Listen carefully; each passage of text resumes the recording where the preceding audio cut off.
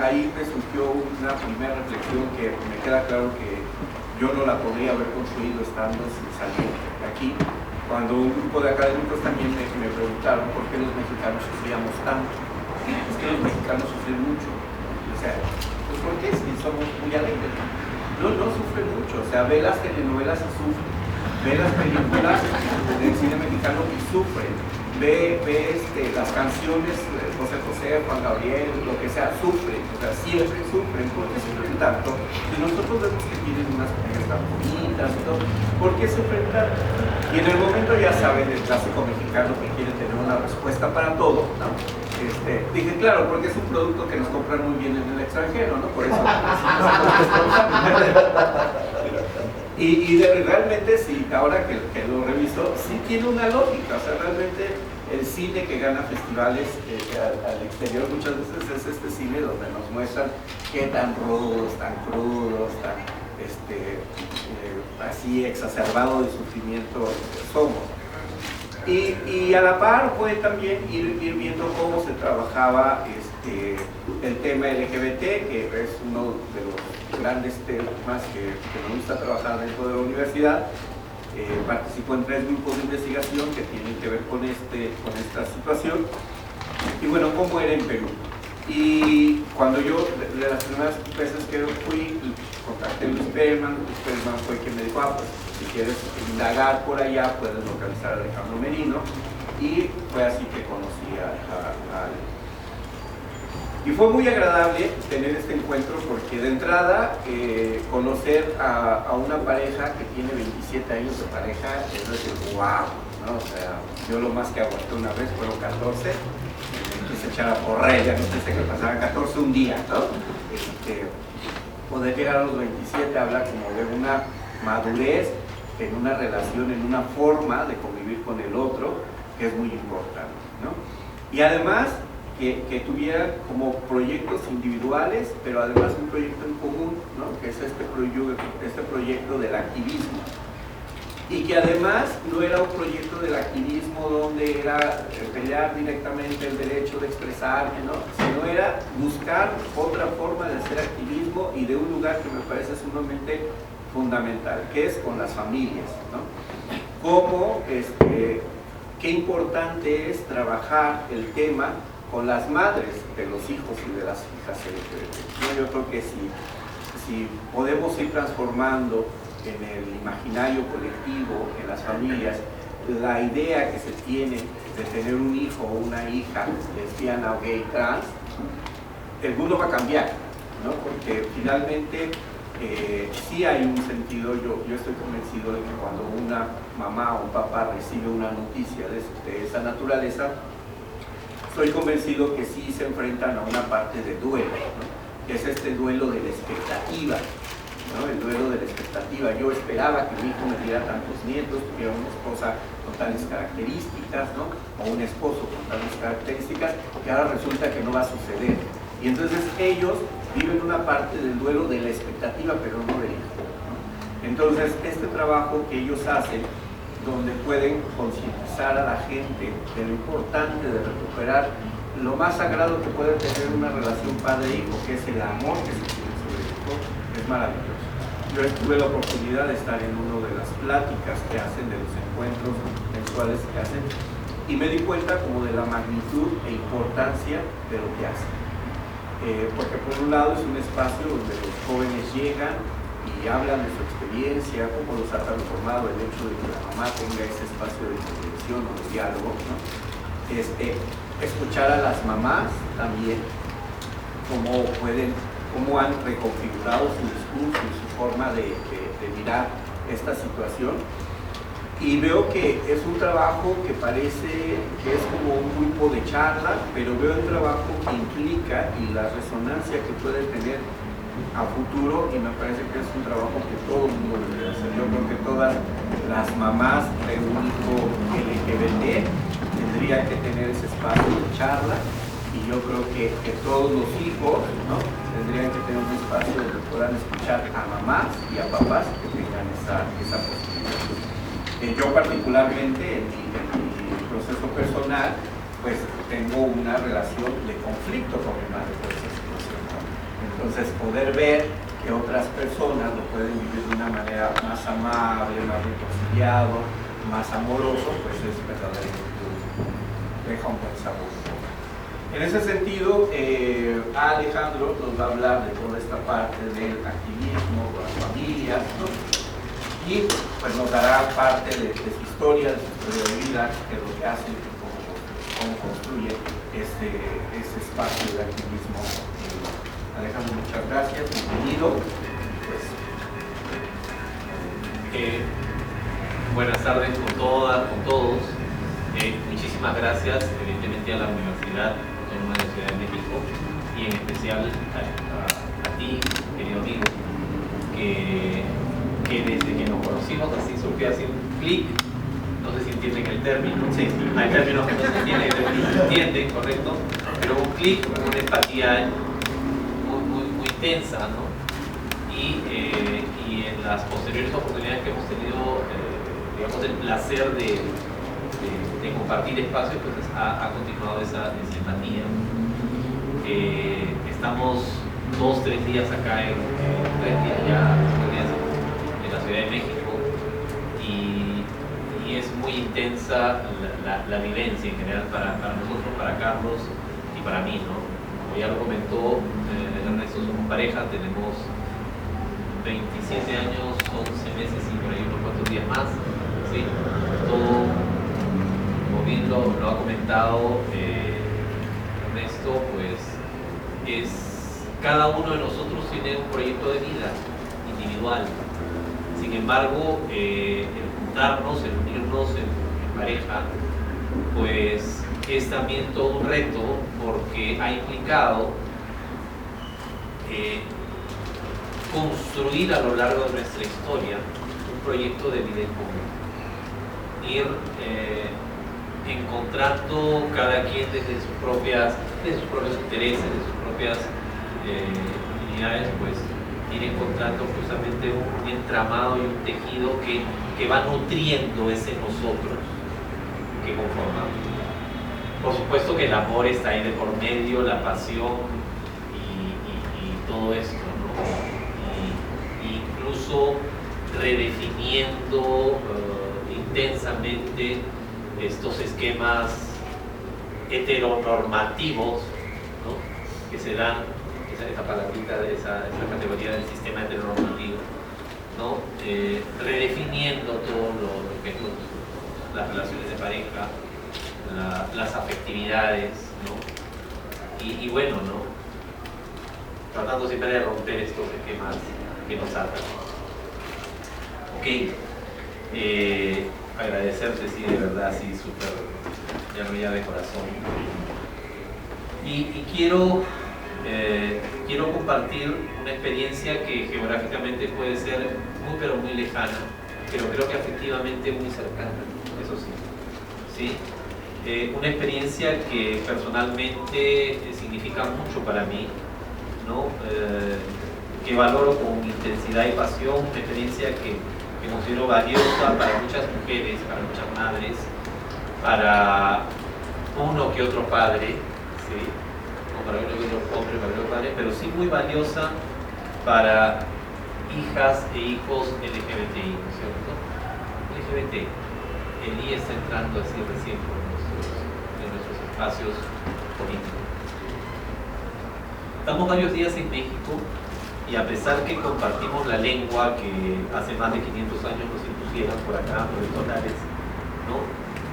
Hemos podido comprobar que hay algunas palabras, ¿no? Que hay algunas palabras, algunas expresiones que no tienen necesariamente los mismos sentidos, los mismos significados. Y bueno, he puesto a esta charla, a esta conversa que vamos a tener, el nombre de Amor a Mares. Amor a Mares implica, o por lo menos es lo que sí se entiende el término, la expresión.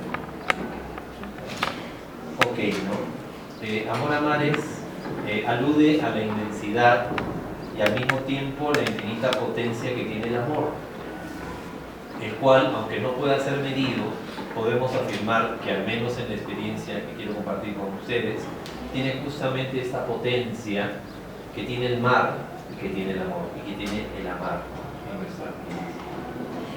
En principio quiero compartir un par de testimonios de estas mujeres, ¿no? De estas mujeres que forman parte de la asociación. ¿Sí? Aquí el primer testimonio. Cuando mi hija me contó que era lesbiana, sentí un gran alivio. Como si fuera un rompecabezas, una serie de piezas se encajaron. Respiré hondo y me dije, menos mal, mi hija no está enferma. La prolongada depresión en la que había estado se debía a la búsqueda interior que estuvo viviendo. Al mismo tiempo me sobrevino una serie de interrogantes e inquietudes. Temores también. ¿Qué hago? ¿Cómo apoyarla? La abracé fuerte, me miró intensamente y lloramos juntas. Ahora les narro un segundo testimonio. Me enteré que mi hija era lesbiana de un modo circunstancial. Sonó su teléfono, su celular. Ella estaba en la ducha. Era un mensaje de texto de quien en ese entonces era su pareja. Lo leí y me sobrevino el mundo encima. Reaccioné muy mal. Mi hija, mi bebé que tenía en ese entonces 17 años y que recién había ingresado a la universidad, no podía hacer eso. No podía hacer eso que allí decía. Era un mensaje de amor de otra chica. No podía hacer. Fui muy dura con ella. Ella, que había tenido yo en mi vientre, no podía hacer eso. Fue terrible para mí. No comprendía qué podía haber pasado, no sabía qué hacer, le increpé y ella solamente lloró. Me encerré en mí misma y no se lo conté a nadie. La pasé deprimida, lloraba y lloraba. Mi esposo no entendía lo que a mí me pasaba, por mucho tiempo no le dije nada. Al tiempo, ella me pidió que asistiera a una reunión que se realizaba el primer miércoles de cada mes y asistí. Esa primera vez llegué a la reunión y cuando me tocó hablar no lo pude hacer. Solo lloré y lloré. Ok. Cuando una mujer, cuando una madre se entera que su hija o su hijo es diferente o tiene una orientación sexual o una identidad de género diferente a la que esperaba, pues experimenta toda una serie de emociones, toda una serie de tensiones, toda una serie de conflictos, ¿no? Toda una serie de situaciones muy tensas en general. Sin embargo, el tema que aludía Ernesto es absolutamente válido, ¿no? Uno de los primeros momentos es este duelo ante las expectativas que se tenía de la hija, del hijo. Claro, está esperando un hijo, está esperando una hija, y la mayor, probablemente un buen porcentaje de veces, pues se imagina que ese hijo, esa hija va a crecer, le voy a criar, le voy a dar todo el amor posible, vamos a emprender, le voy a apoyar en sus estudios, voy a hacer el mayor esfuerzo por darle una mejor educación, va a conocer, si es su hijo, va a conocer a una buena mujer, ¿no? Y si es una hija, va a conocer a un buen hombre que la haga feliz, etc. Claro, que la hace feliz, y estas expectativas van creciendo conforme el hijo o la hija pues va desarrollándose. Entonces, cuando se entera de la orientación sexual no esperada o de la identidad de género no esperada, pues todas estas expectativas se derrumban, ¿no? Y la mujer o el hombre, la madre, el padre, experimentan todo un duelo, ¿sí? Por ahí también surge toda una serie de, digamos, de situaciones en las que de hecho hay un común denominador, y el común denominador es el prejuicio, ¿sí? El prejuicio que por décadas recibió esta madre de 40, 45, 50, 55, 60 años, o este padre de una edad similar. Por décadas recibió el bombardeo del prejuicio, que los homosexuales son así, son asá, que las lesbianas son así, asá, que tienen este comportamiento, que son así. Y que ser lesbiana, gay, bisexual, trans, travesti, transgénero, ya es de por sí. Entonces, por allí, parte del prejuicio es, bueno, esto es pecado, y esto se sustenta evidentemente en la reproducción del prejuicio que se opera a partir de las creencias religiosas, de muchas creencias religiosas, y sobre todo de muchos discursos que surgen de las jerarquías de las iglesias, sobre todo, a propósito de, correcto. También surge el tema del prejuicio por el lado que esto es anormal y que este discurso está sustentado dentro de lo que es lo que algunos pensadores nos dicen el biopoder, ¿cierto? Y que tiene su sustento en la ciencia biológica fundamentalmente. Por ahí también surgen los sentimientos de culpa. ¿Qué hice mal? Seguramente porque me separé del esposo, seguramente porque le consentí mucho, que seguramente porque yo estaba trabajando y no la veía, o no lo veía, etc. Mil y una conjeturas que se hace la madre, que se hace el padre. Por ahí también surgen algunos cuestionamientos. ¿Por qué me has hecho esto? ¿Por qué me haces esto a mí que soy tu madre?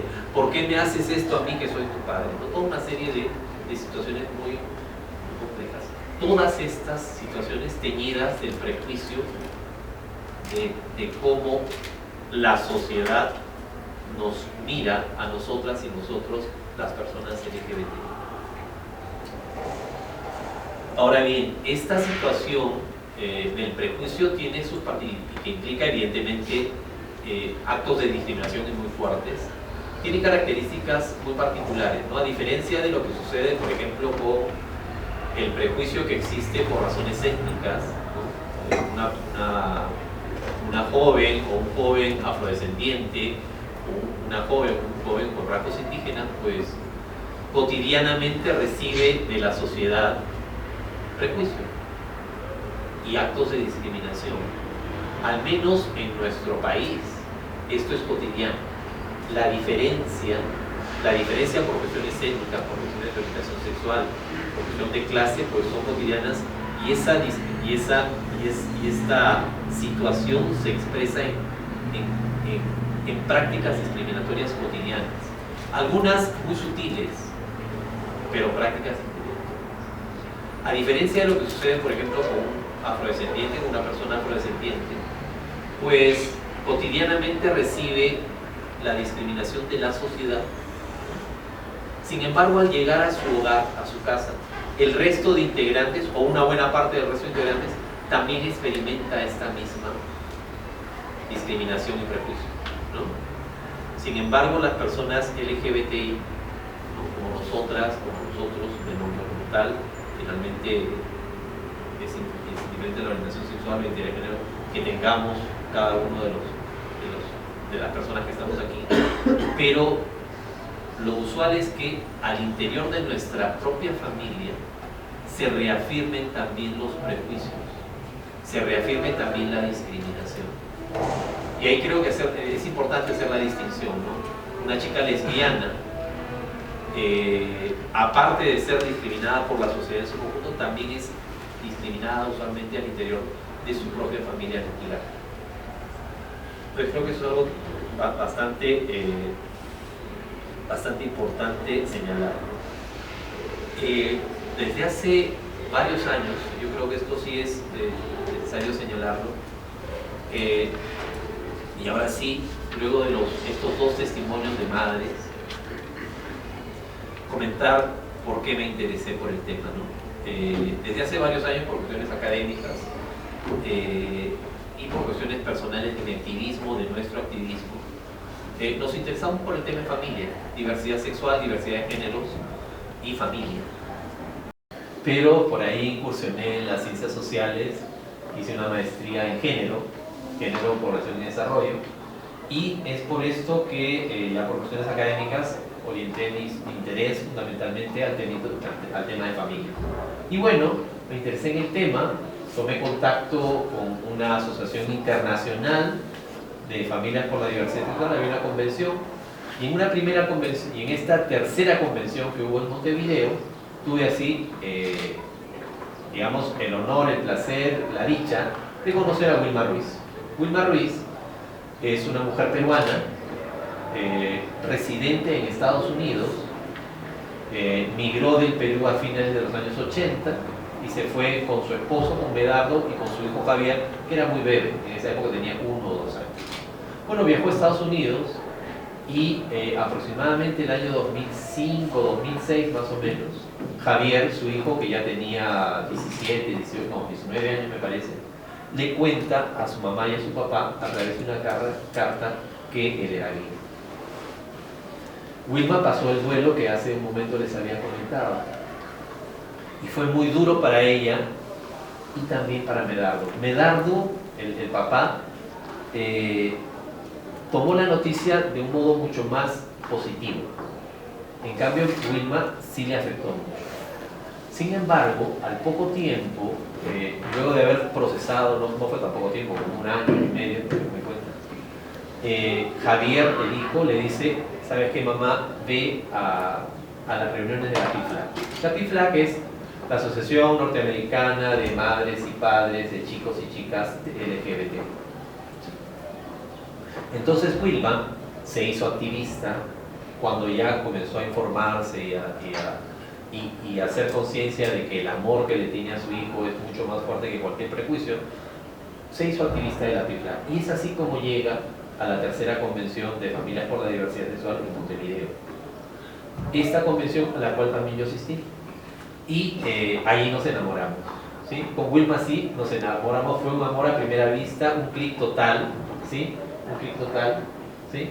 Y fue súper chévere, una mujer muy corajuda, ¿se entiende corajuda? Muy pilas, full baterías, ¿no? Mucha gente dice que ella es la testigo de Jehová del activismo LGBT. ¿Por qué? Porque a poco más y toca puertas para llevar la buena nueva, ¿sí? La buena nueva de la diversidad. Pero es una mujer increíble. Acordamos con ella que al tiempo que llegue, ¿qué tal? Bienvenida, adelante. Hola, hola.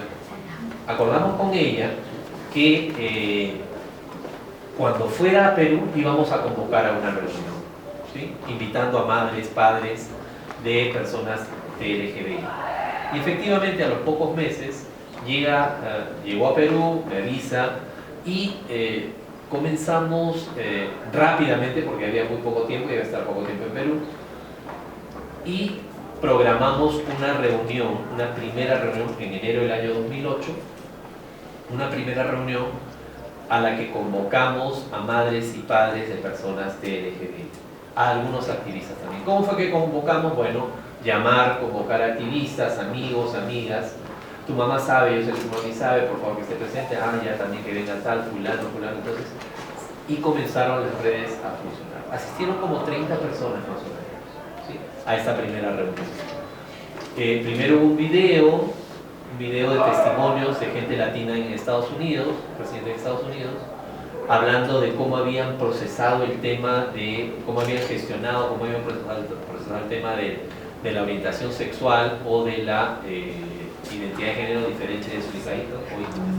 Y luego de esta primera, en esta primera reunión, luego de este video, ya quienes asistían a la reunión comenzaron a dar sus propios testimonios.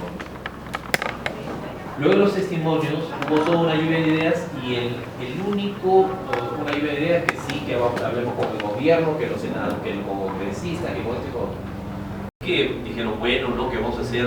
Que vamos a hablar con el gobierno, con los congresistas, que vamos a organizarnos, que vamos a hacer una línea de autoayuda, toda una serie de propuestas. Finalmente se tomó un solo acuerdo: reunirnos el primer miércoles de cada mes. ¿Sí? Ese fue el único acuerdo que se tomó y es el acuerdo que ha venido dándose y cumpliéndose hasta el día de hoy, ¿no? La última reunión fue el 3 de febrero de la semana pasada, justamente el miércoles pasado. Y a lo largo de estos 8 años de asociación, hemos tenido toda una serie de etapas, ¿no? Toda una serie de etapas. una primera etapa, y quiero contarles, quiero compartirles esta vivencia porque me parece, bueno, para mí es tremenda valiosa y además la vivo con una intensidad y una pasión muy fuerte. Ya son 8 años de esta primera reunión y hemos pasado por varias etapas. En la primera reunión les comenté que fueron como 30 personas. El primer miércoles de febrero fueron 8 personas. El primer miércoles de marzo fueron 4 personas, incluido yo. ¿Sí? Y fue una etapa tremendamente valiosa, a pesar de que iban muy pocas madres y de que iban muy pocos activistas. ¿Y por qué digo que fue muy valiosa? Porque en esas primeras reuniones se dio una etapa a la que yo he nombrado como reafirmando el amor que le tengo a mi hija y a mí. ¿Sí? ¿Por qué? Porque a partir del amor que le tenían a su hijo y a su hija fueron los activistas que participábamos, compartíamos con ella toda una serie de información, toda una serie de términos, informarles, documentos, folletería, es decir, compartimos con este pequeño grupo de madres que comenzó a ir cotidianamente a las reuniones, pues información, que es fundamental. Entonces, esta primera etapa de unos pocos meses fue reafirmando el amor que le tengo a mí. ¿Sí? También a los 4, al quinto mes, algo así, porque ya se venía junio, el mes del orgullo, el director del Festival de Cine LGBT de Lima nos convoca, nos invita. Ya sabía que estaba la asociación porque habíamos, difundido esto por correo electrónico, que era lo que estaba vigente en esa época, no había todavía Facebook, ¿sí? Nos dice, he conseguido un video sobre el tema de familia y homosexualidad, y quiero que el grupo de madres, después de que se haga un cineforum, no sé si se llama eso igual acá, ¿sí? Un cineforum, es decir, vamos a pasar el documental y quiero que haya un grupo de madres peruanas hablando sobre el tema. Llegó la invitación y eran 5 madres las que habían comenzado a asistir ya regularmente. De las 5 madres, 2 dijeron, ni hablar, yo que me voy a sentar en una mesa frente a un público, un auditorio de 200 personas, no, ni hablar. Hablando de la homosexualidad de mi hijo, de que mi hija es lesbiana o de que mi hija es trans, ni hablar. 3 madres dijeron, bueno, nosotros nos animamos a hablar frente al público. Y bueno, se fijó la fecha de conversatorio y todo. Pero el director de cine pues hizo prensa, ¿no? Comenzó a emitir sus notas de prensa, tiene vínculos en algunos diarios, en algunos medios, y salió la noticia. Entonces comenzaron a sonar los teléfonos de periodistas queriendo entrevistar a las madres. Ok, las 3 madres que habían dicho vamos a estar frente al auditorio dijeron, ¿en qué diario es? Diario La República, uno de los diarios que tiene circulación a nivel nacional y que tiene amplia lectoría. ¿Y nos van a tomar fotos? Esta fue la siguiente pregunta, ¿nos van a tomar fotos? Sí, porque va a ser un reportaje. Ya, perfecto, ya. Yo quisiera, una madre aceptó salir dando la cara. Las otras 2 mamás salieron de costadito, porque no se les notaba la cara. Eso fue lo que se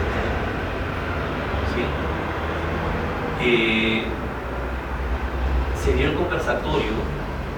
Para el conversatorio habíamos preparado volantes, ¿no? Habíamos preparado volantes para repartir. Asistieron más o menos como unas 180 personas, el auditorio estaba bastante lleno. Muchos activistas, muchos jóvenes y muchas jóvenes LGBTI, y también algunas madres, algunos padres de personas LGBT. Entonces repartimos los volantes y comenzamos a hacer la difusión. Las madres hablaron, dieron su propio testimonio y fundamentalmente hablaron de su experiencia. ¿Qué es lo que sintieron cuando se enteraron que su hijo era gay, que era lesbiana, que era trans, que era ¿no? ¿Cómo reaccionaron? ¿Cómo algunas reaccionaron como el primer testimonio? Te abrazo, te quiero, te amo, te voy a apoyar en todo lo que pueda. Otras también reaccionaron como el segundo testimonio que les narré. Pero en esta experiencia de presentarse frente a un auditorio, esta experiencia fue tan enriquecedora para este grupo de 3 madres y para las otras 2 que estaban acompañando pero que no estaban al frente, que finalmente se empoderaron a partir de esta experiencia, ¿no? Al tiempo las convocaron también a un programa de televisión, ¿no? Una de ellas fue, ¿no?, la presidenta María Cristina, y salió al frente, ¿no? Salió a hablar sobre el tema, a poner el tema. Por supuesto que los teléfonos comenzaron a reventar y comenzaban a llamar madres y padres de todo el país, porque era un programa de televisión que se veía a nivel nacional. Entonces era evidente que había una gran necesidad, o si queremos llamarlo demanda, una gran necesidad por hablar el tema, por entender el tema, por comprender, por hablar. Ya en las reuniones posteriores a estos eventos, la entrevista, el conversatorio, la exposición en la televisión, ya las reuniones del primer miércoles de cada mes comenzaron a tener una audiencia mucho mayor. Yo les comento, las primeras reuniones fueron en una ONG, ¿no? Una ONG que nos daba un espacio, un salón donde podían entrar 30 personas. Por cuestiones ya propias de la ONG no pudieron seguir brindándonos ese espacio. Y la presidenta María Cristina dijo, bueno, hagámoslo en mi casa, en mi sala comedor. Y parece mentira, pero hacerlo en un domicilio privado, en la casa de una de las madres, pues tiene también un plus, porque esta primera etapa que fue me capacito, reafirmo mi amor y por eso me estoy capacitando en esos temas, dio pase a una segunda etapa en la que, ok, yo reafirmo el amor que le tengo a mi hija, que le tengo a mi hijo, y lo voy a compartir en una reunión como la del primer miércoles de cada mes, y que ya ahí no eran las 5 madres, solamente las 5 madres, sino que fue incrementándose este núcleo impulsor de la asociación, y que en la actualidad son 10, 12 madres, aproximadamente 12 madres, que son las que brindan su testimonio en estas reuniones. Entonces ya desde hace más de 7 años nos reunimos el primer miércoles de cada mes en la casa de María Cristina, que es la presidenta, ¿no? La tercera es la que está ahí, que tiene por ahí una banda que dice amo a mi hijo gay, amo a mi hija lesbiana, dice Isabel, etcétera. Cada una dice su propio discurso, ¿no? Y este espacio de la reunión del primer miércoles de cada mes se ha convertido en esta segunda etapa de la historia de la asociación, ¿no? Yo amo a mi hijo y reafirmo el amor que le tengo en este espacio cerrado, en el que puedo hablar con orgullo, estoy hablando de una madre, del orgullo que siento de que mi hijo sea diferente, de que mi hija sea diferente. Y hablar con orgullo y hablar de sus logros, de su esfuerzo y también de sus fracasos, de sus éxitos y fracasos de mi hijo, de mi hija, pero lo digo con orgullo y le acompaño en su vida afectiva y sé que tiene un novio, o sé que tiene una novia, si es lesbiana, o si es una chica trans, etc. Cada una de ellas habla con orgullo. Entonces, a esta segunda etapa se ha sumado muchas madres más. Y en la actualidad hay un núcleo de aproximadamente 12 mujeres, ¿no? 12 mujeres madres que participan intensamente de estas reuniones del primer miércoles de cada mes. Y en esta segunda etapa, a la que he denominado reafirmo el amor y hablo con orgullo de mi hija y mi hijo. Y es en estas reuniones del primer miércoles de cada mes. Entonces, mírenme qué importante que este espacio se dé. En la actualidad, las reuniones tienen una afluencia aproximada de 35 personas, a veces llegan como 40, a veces hay un poco menos, ¿no? La convocatoria se hace por Facebook, ¿no? y también por correo electrónico, también por WhatsApp, ¿no? Y lo que hacemos es un trabajo absolutamente voluntario. No somos una ONG, no tenemos un proyecto, ¿no? Por ahí siempre nos llegan algunos aportes, donaciones, pero lo que sí tenemos es una alcancía en la reunión del miércoles para que cada quien pueda poner lo que pueda poner. Aquella persona que pueda poner un poco más, enhorabuena, bienvenido, chévere, súper bacán. Y aquella persona que no puede, bueno, pues así será. Cada quien tiene sus propias posibilidades. Ahora bien, pasó la primera etapa de reafirmando el amor que le tengo a mi hijo, mi hija, y por eso me capacito. Esta segunda etapa en la que reafirmo el amor que le tengo a mi hijo, mi hija, y lo comparto con otras madres que están pasando lo que yo pasé hace algunos años, y hacerlo le va a permitir a esa persona ver en mí a un referente a seguir.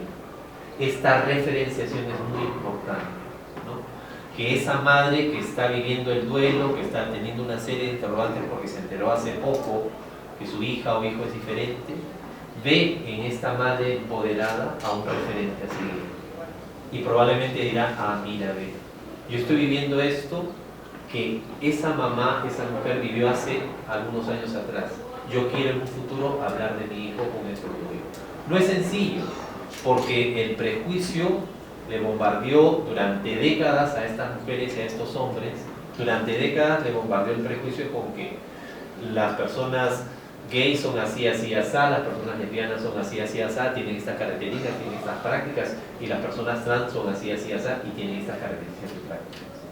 Entonces, este fue un espacio, se ha generado un espacio de confianza en el que las personas pueden hablar.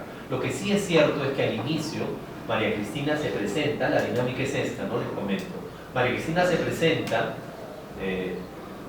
con su nombre y da su propio testimonio, y lo que sí dice es que en este espacio se permite que las personas hablen con toda confianza y libertad.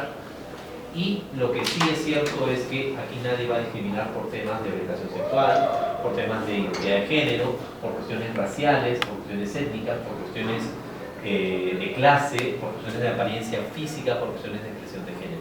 O sea, esas son, digamos, las reglas de la convivencia. Y lo que se habla queda en esas cuatro paredes fundamentalmente. Fundamentalmente queda en esas cuatro paredes.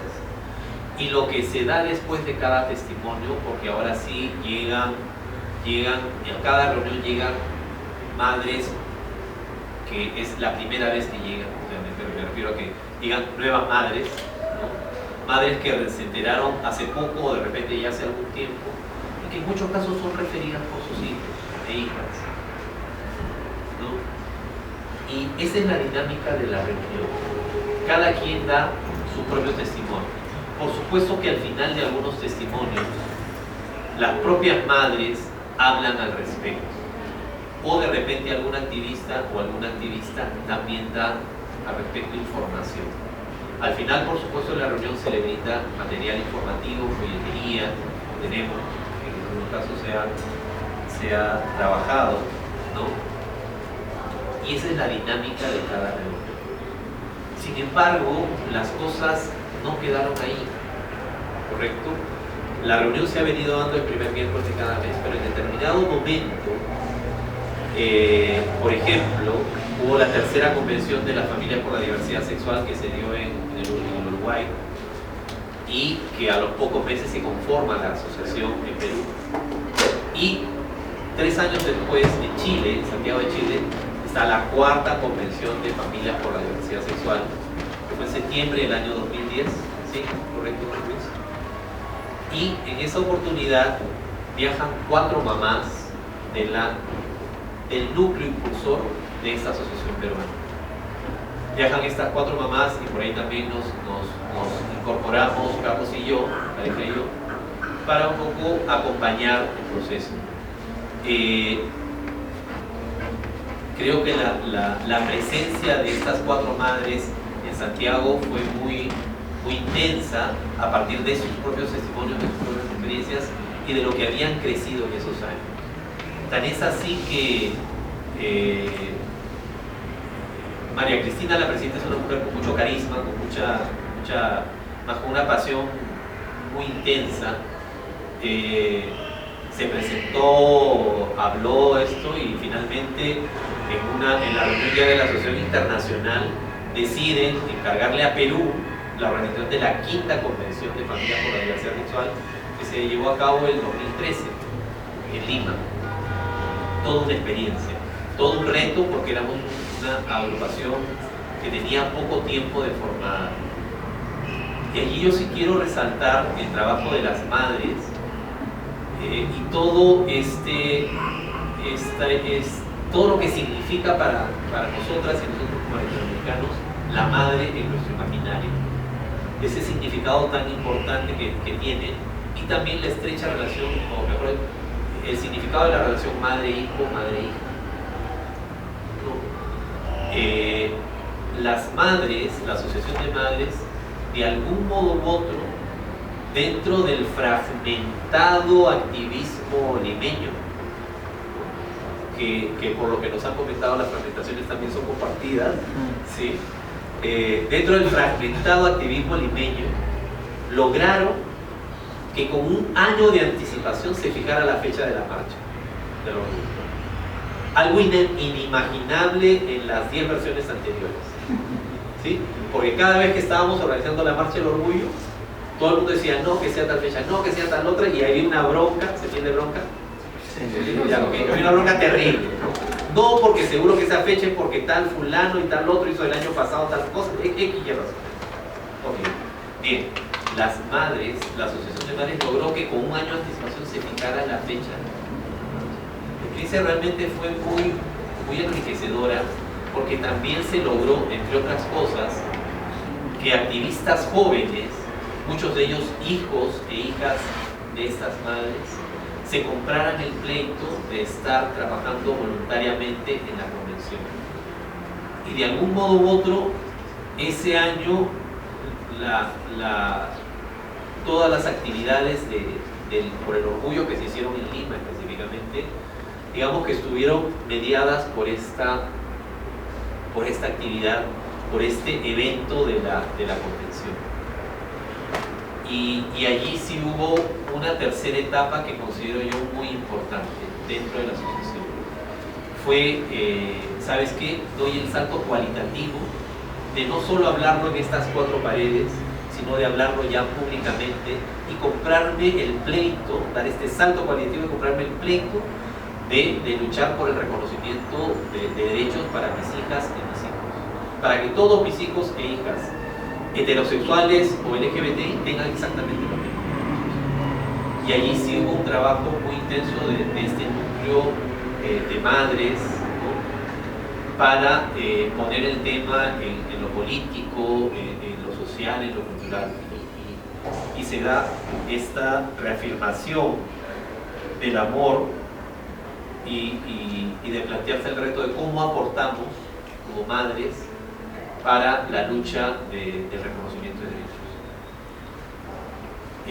De algún modo u otro, esta sistematización que he tratado de hacer, que estoy haciendo, se refiere a la asociación, pero de algún modo u otro también se refiere a cada una de las madres. Cada una de las madres que asisten y padres que asisten, que participan activamente de la asociación o que asistieron esporádicamente a las reuniones. En algunos casos, yo les he contado que son 10 o 12 madres, ¿no? Las del núcleo impulsor, ¿no? Pero a lo largo de estos años han sido cientos y probablemente miles de madres que han estado pasando por las reuniones, ¿sí? El último año hicimos algunas estadísticas y había más de 100 madres que habían pasado por las reuniones, ¿correcto? En un año específico. Ahora, las madres también están haciendo un trabajo de proyección porque han recibido invitaciones de las agrupaciones, de la agrupación Radical X, de la agrupación Radical Y, de la agrupación de centro LGBTI, de la agrupación de derecha LGBTI, o sea, y han recibido invitaciones para estar en talleres desde aquí hasta acá. Digamos que esta fuerza y este significado que tiene la madre en nuestro imaginario latinoamericano es muy potente, muy poderoso, ¿sí? Y enhorabuena que así lo sea, porque están se compraron ya también el pleito de luchar por el reconocimiento de derechos. Y por supuesto van a marchas, van a festivales, están presentes en diversos espacios. Y les decía que esta sistematización también tiene su correlato en la vida de muchas mujeres, madres, que de repente solamente fueron 3 o 4 veces a la reunión y que no se volvieron activistas.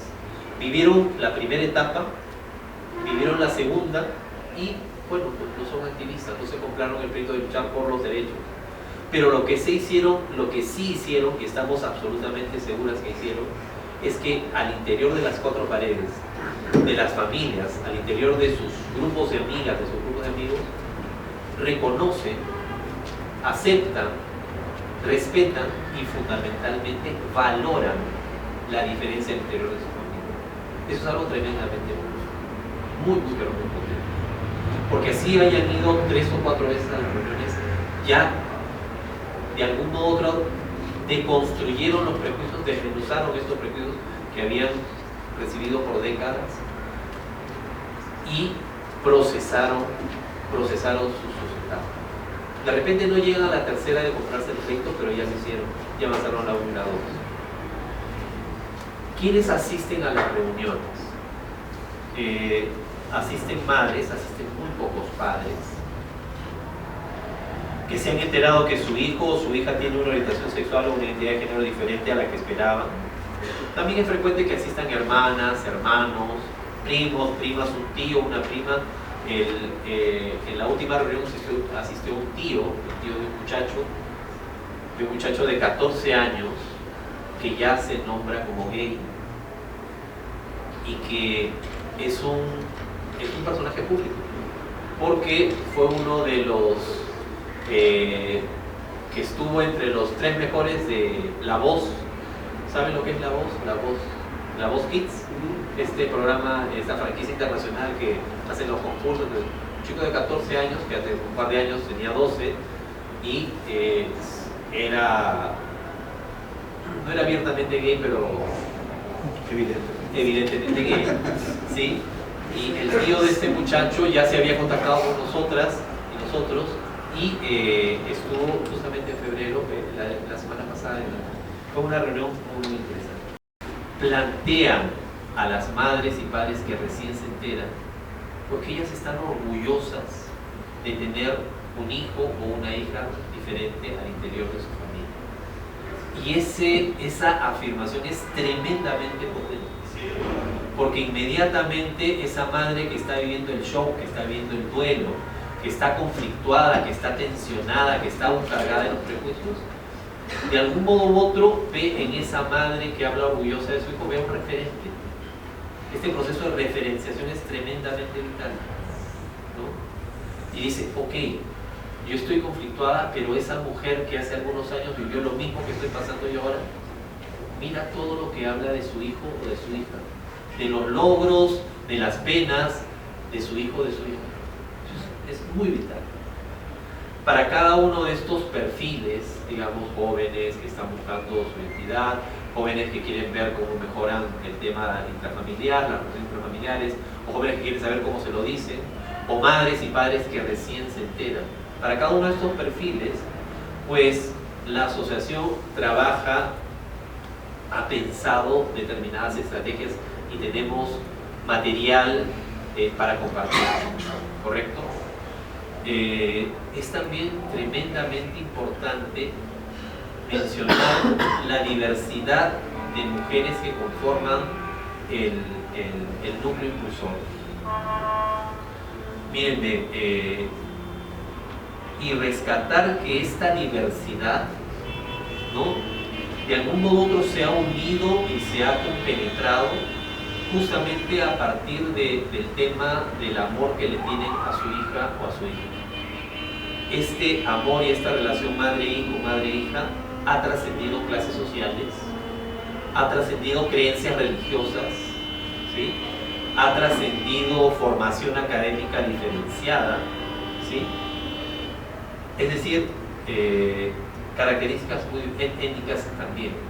¿A qué me refiero? Por ejemplo, ¿no?, me pongo a pensar, Elder, es una mujer profesional, ingeniera, desde su racionalidad dice, saber que mi hija lesbiana me abrió la mente, me abrió la visión del mundo. Ahora veo yo que la humanidad es diversa, que no todo es binario, y me abrió, lo dice desde su propia racionalidad y con un discurso absolutamente potente. Wilma, que es esta mujer que vive en Estados Unidos, pero que con frecuencia nos visita, ¿no? Ella dice, ¿no? Desde que tenía a Javier en mi vientre, yo sabía que Dios me estaba enviando con él una misión en la vida. Y es la misión que ella está haciendo. Cecilia, ¿no? Cecilia es una mujer muy católica, muy creyente, pero no solo muy católica, católica y creyente, no, ella es catequista, forma parte de la escuela de padres y madres en su parroquia, está al lado del párroco, etc. Es una mujer que es activa al interior de su parroquia en la Iglesia Católica. Y tengan la absoluta certeza que ella visibiliza el tema en esos espacios. Y ella lo suele contar, además lo he visto, porque en una oportunidad estuvimos en una reunión en su casa, y ella dice, ¿no? Estaba con un grupo de amigas, sí, pues yo tengo 2 hijos. Mi hijo de 21 años, Carlitos, que es homosexual, ¿no?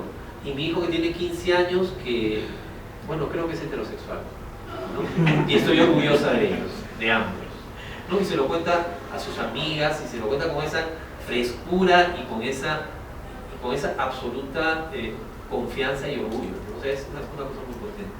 María Cristina, que es la presidenta, que desde su pasión y de sus ganas y su energía que tiene para transformar el mundo y ese carisma que tiene, pues lo plantea ella así, ¿no? Y ella es una profesora de danza y es una mujer hecha desde sí misma porque también fue madre soltera, ¿sí? Y también está Amanda, por ejemplo, una mujer ya jubilada, obrera, correcto, que es madre de Leila, una chica trans, y que la asociación y ella misma, a partir de su contacto, pues transformó su vida. Uno de los primeros temas fue Leila es ella y no es ese nombre que le pusieron. Y ese, inicialmente, negarse a nombrarla en femenino, pues, era recurrente. Poco a poco, con el contacto con otras madres, con otras experiencias, con otros testimonios, fue tremendamente valioso como ella, a partir de su propia experiencia, pues también se transformó, y del amor que les da. Quiero justamente reflexionar, finalizar un poco con este tema de las similitudes entre nuestros países, similitudes y diferencias, ¿no?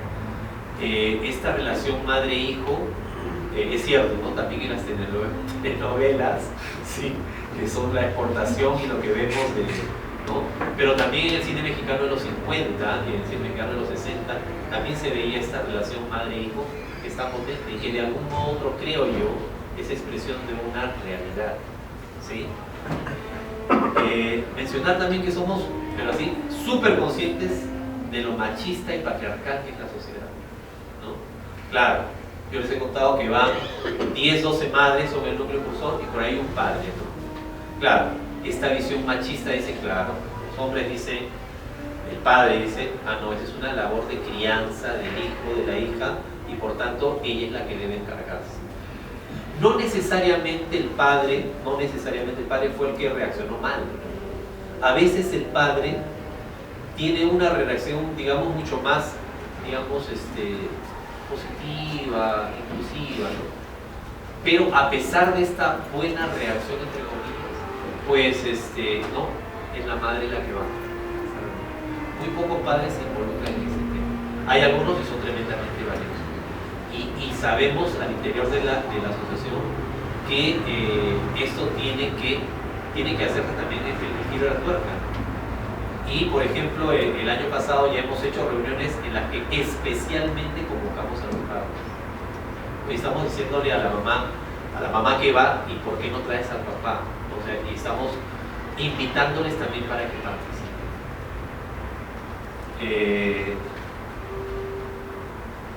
y es por eso que de algún modo pues también no solamente nos enfocamos en este punto específico del tema del feminismo, también el tema del género, que es algo que definitivamente en el que se expresan toda una serie de iniquidades, de hegemonías y de lo que es la sociedad heteronormativa que privilegia lo masculino, heterosexual, y por supuesto devalora lo femenino y lo diverso. Agradecer los aportes que nos diera Ernesto hace algunos meses con sus reflexiones, ¿no? Algunas de ellas están también aquí plasmadas, porque nos hemos nutrido de esta su experiencia y creo que ha sido mutua la retroalimentación. Y bueno, ¿no? Hacemos esto porque soñar es fundamental en el ser, o sea, soñar es fundamental en el ser humano, ¿no? Tener una utopía es fundamental, a pesar de todo lo que pueda haber pasado en nuestro mundo y de todo lo que puede haber sucedido en las últimas décadas. Creo que las utopías son indispensables, ¿no? Pensar que otro mundo es posible, pensar que cada quien desde su accionar puede incorporar estos granitos de arena, esta gota que oraba la piedra, y que orada esta piedra tan fuerte que es el prejuicio, pero que también la gota que cae permanentemente puede diluir. Porque lo que queremos finalmente es esto, ¿no? Vivir en una sociedad, convivir en una sociedad que hemos soñado. Eso es fundamental. Gracias.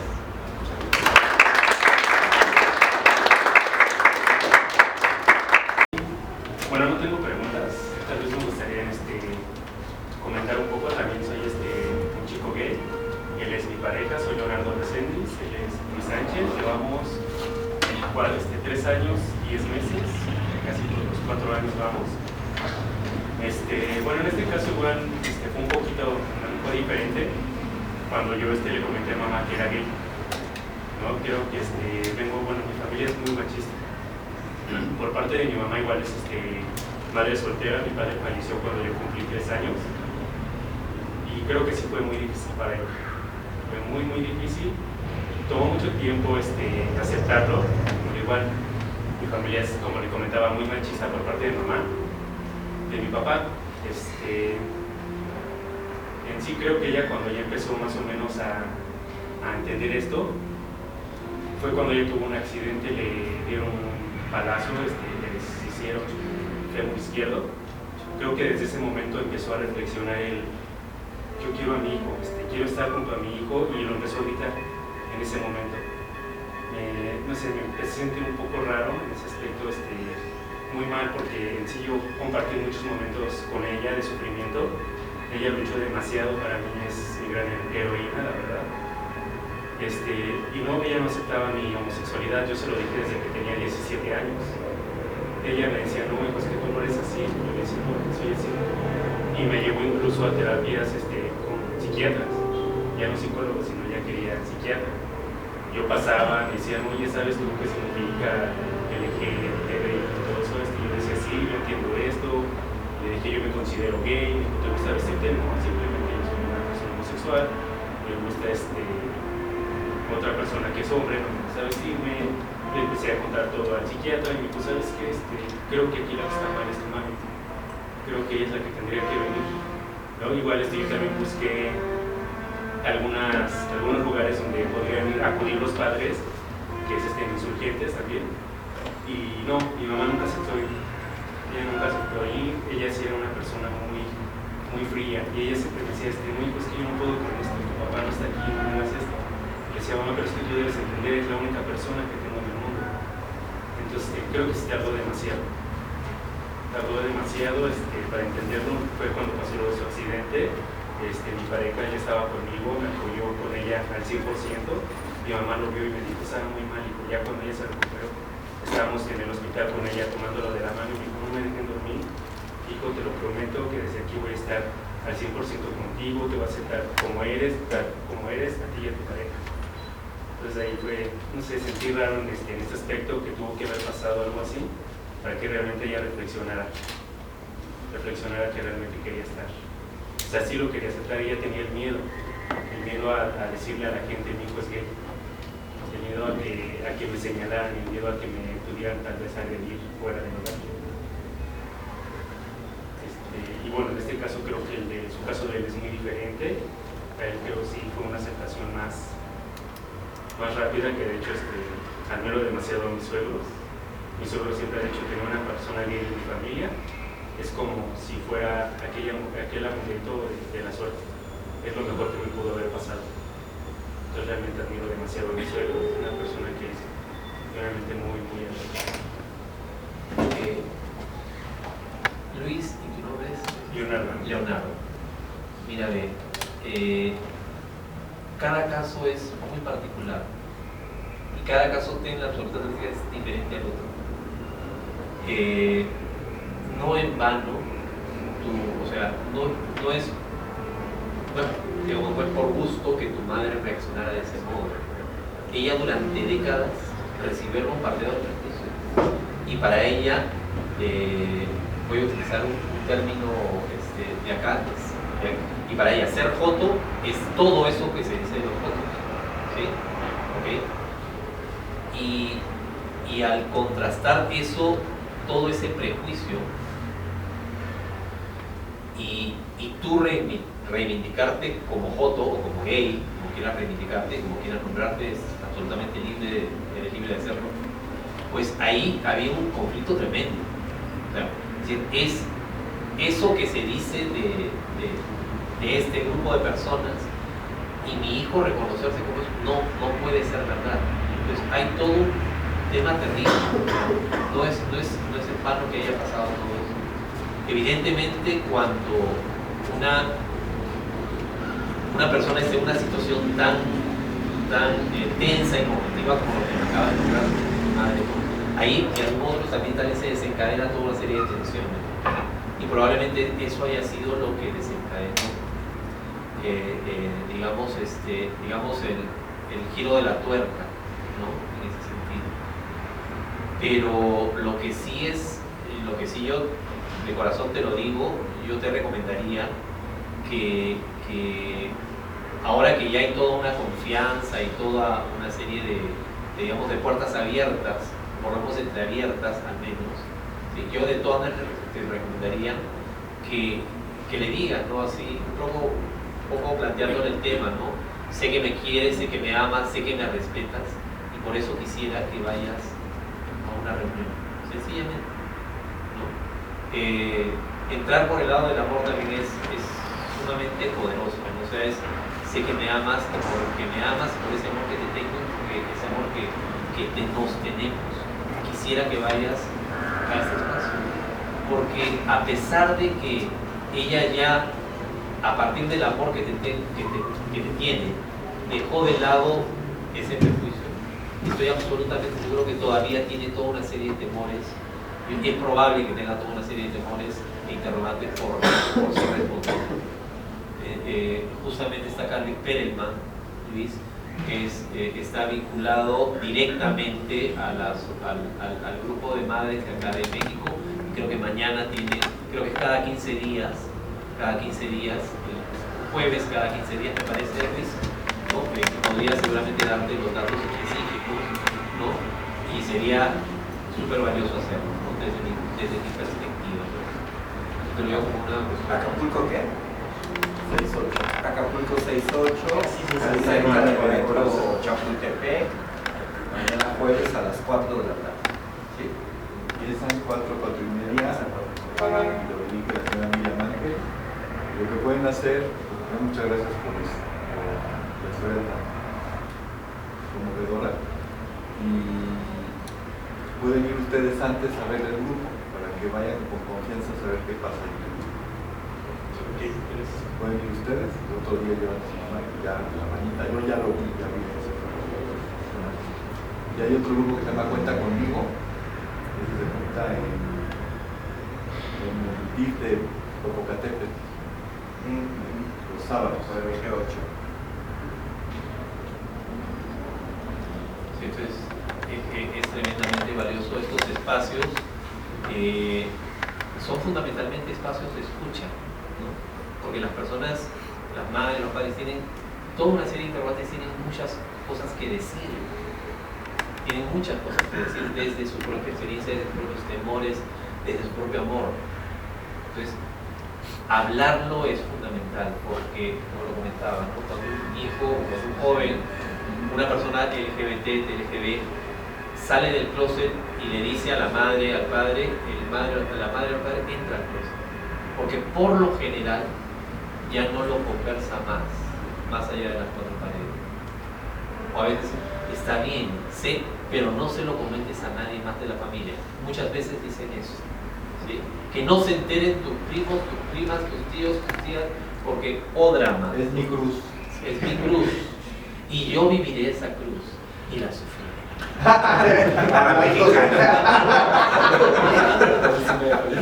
Entonces, hay todo un tema ahí de por medio. Y cada persona cada proceso es diferente. Muchas gracias. Gracias. Muchas gracias, Leonardo. Mi nombre es Fernando Ibarra, por servir a todos. Rescatar esta parte del amor. O sea, si bien esta es una organización, o son organizaciones que se enfocan en apoyar a gente LGBT, yo creo que es importante también rescatar este mensaje de que ninguno de nosotros está realmente solo.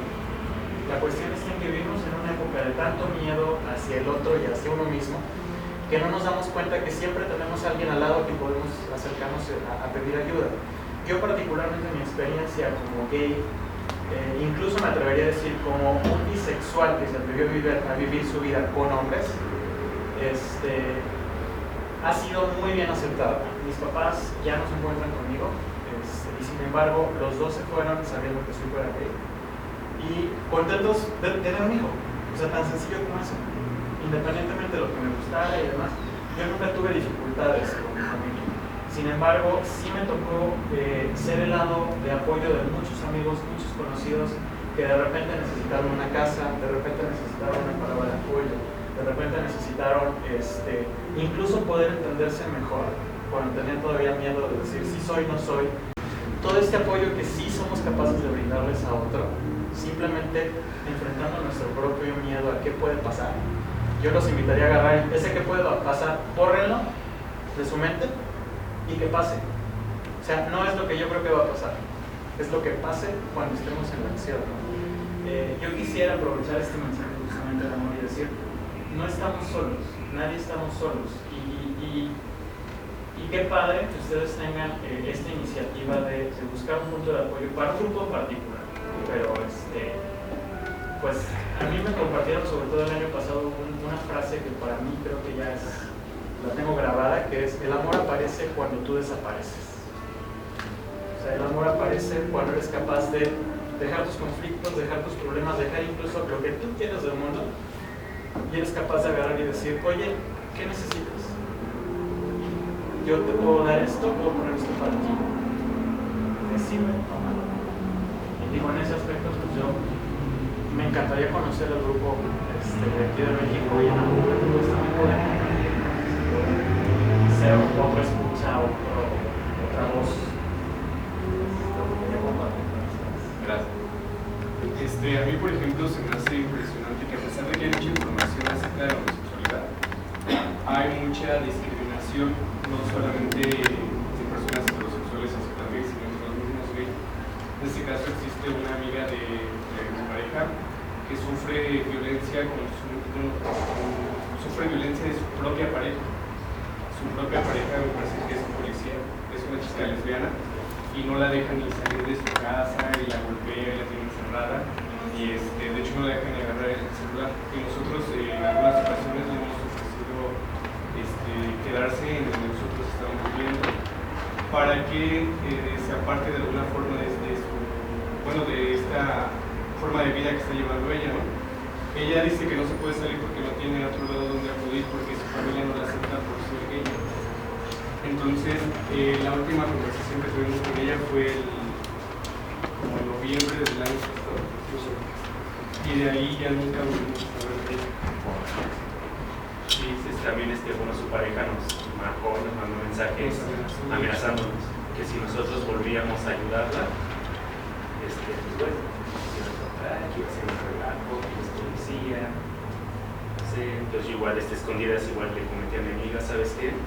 No me gusta donde estás, es tu decisión, yo no te puedo forzar a que te vayas de esa persona, pero la última vez que yo la vi, mi amiga estaba totalmente con un aspecto muy feo, ya muy demacrada, muy sucia, se quedaba a dormir en los parques, con la cola.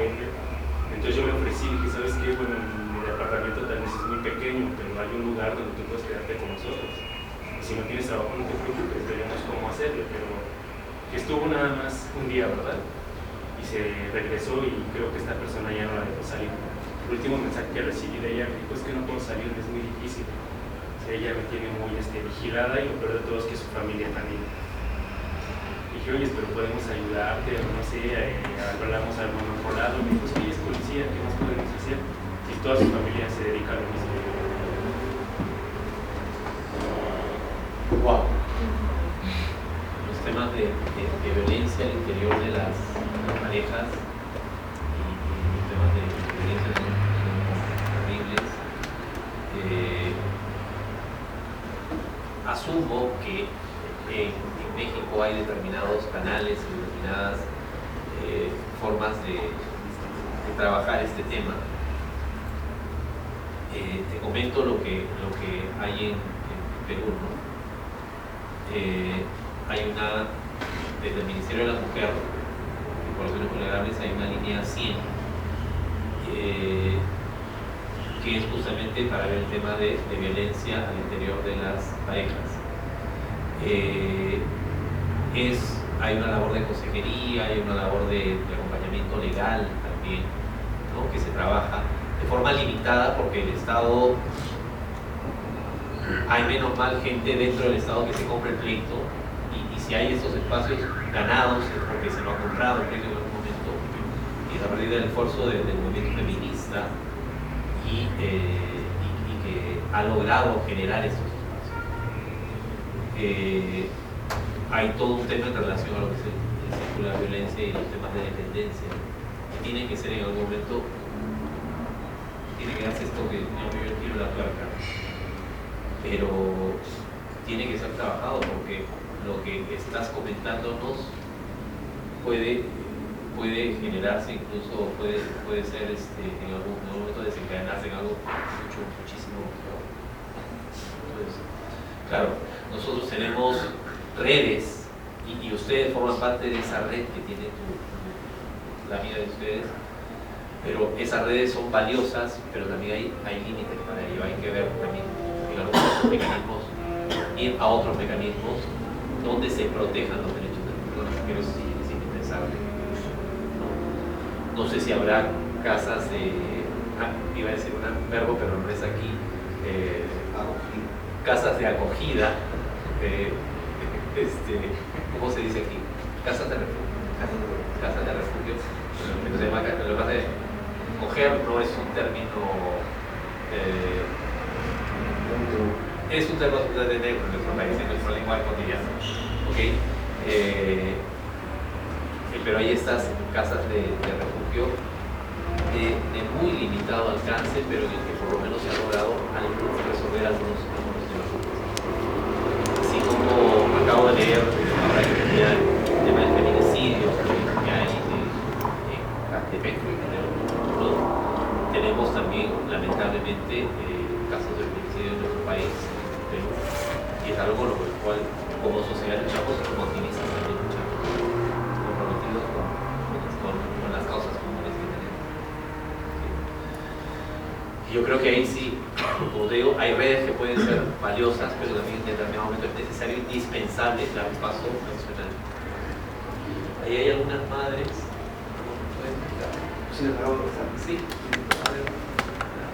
pasa la siguiente. Por ahí está Eva, Isabel, María Cristina, Elder, y con, ¿verdad? Están con su banda. Yo amo a mi hijo gay, amo a mi hija lesbiana, ¿no?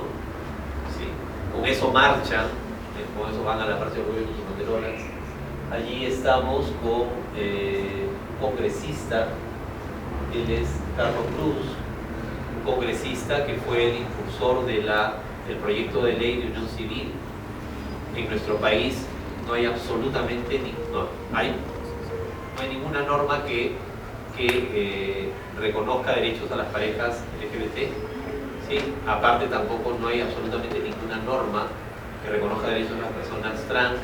Isabel, una mujer de 80 y tantos años que en las últimas 6 marchas ha estado caminando los 3 o 4 kilómetros. Sí. Gracias. Muchas gracias, queridas. Bueno, muchas gracias, compañeros, gracias por estar, gracias Carlos, gracias Luis, gracias Alejandro, gracias Comunicación de la universidad. Yo la verdad es que nos quedan como muchos temas por charlar, ojalá que sí podamos completar una visita a México. Como decía a Carlos, esto de platicar un poco de las coincidencias, las diferencias arquitectónicas y artísticas que se pueden ver en las ciudades, o alguna de las ciudades acá. Contigo me quedo pensando en la construcción de un foro sobre conscientes de las diferentes formas, o sea, que cada pareja construye su forma de ser pareja, ¿no? Desde esa perspectiva, cuál es la forma que construye Carlos y Alejandro y cuáles son los elementos que les dan la posibilidad de vivir 27 años juntos, ¿no? Yo pienso como en otro momento hablar de un tema muy importante que ya lo he dicho en muchos lados, pero que me parece sumamente significativo, es esta casi no visible o no existente discriminación por edad que se da en Perú, ¿no? Que ese es un tema interesante, mientras acá en todos los espacios de la diversidad sexual un hombre de 30 años ya es un señor, de 40 años es un abuelito y es rechazado, no hay un lugar para esos grupos de población. En Perú la dinámica es totalmente diferente, ¿no? Es como un paraíso para todos los cuarentones. Los tones. Este sería como un tema interesante también para platicar sobre esas formas de discriminación al interior de la comunidad, ¿no? Y también unas cosas que me parecen maravillosas, hablar como de las prácticas culturales que se dan en el contexto, ¿no? Este círculo de tomar cervezas, que es una cosa maravillosa que existe en el Perú, ¿no? Y que la verdad valdría mucho la pena compartirlo y en su momento practicarlo.